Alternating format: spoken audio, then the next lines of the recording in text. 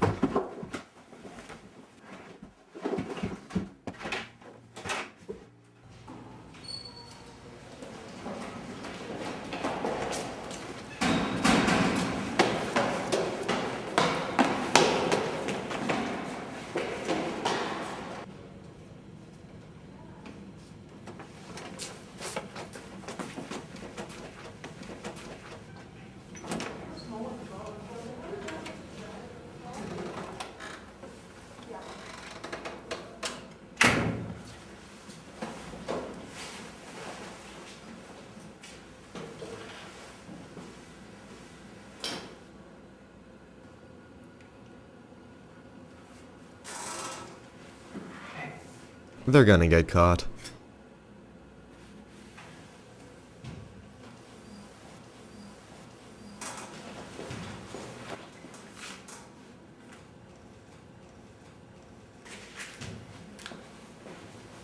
Someone's been caught with a note every day this week. They didn't think they'd get away with it today, did they?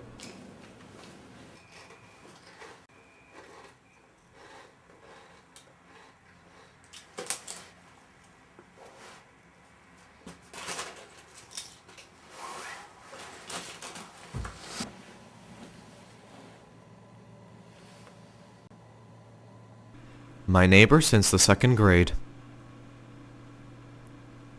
I've actually never had a real conversation with her in my entire life. I mean, we always say hi when we see each other. If we see each other. Hi. Oh, hi. I have to go. If she sees me. Okay.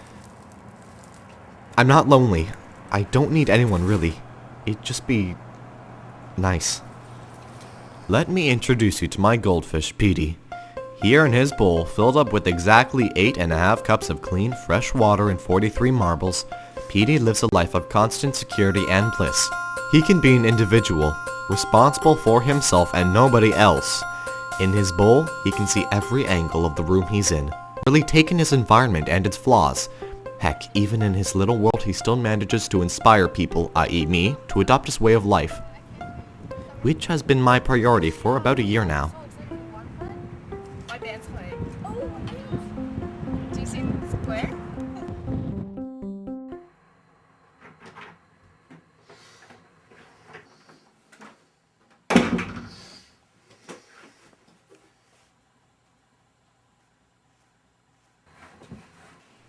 I found Petey on the floor of my bedroom yesterday.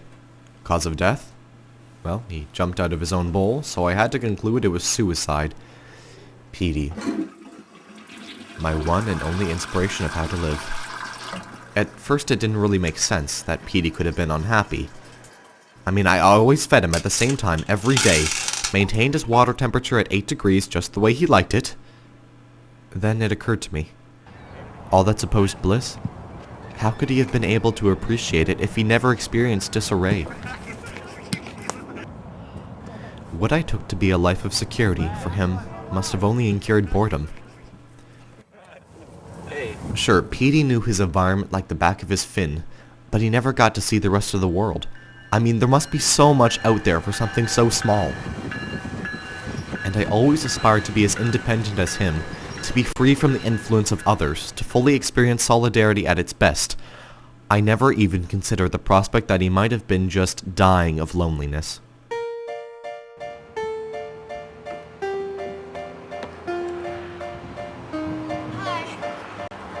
Bye.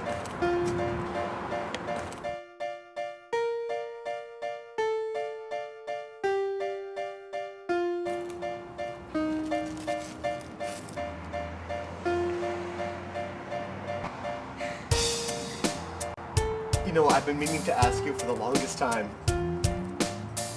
Nah. What?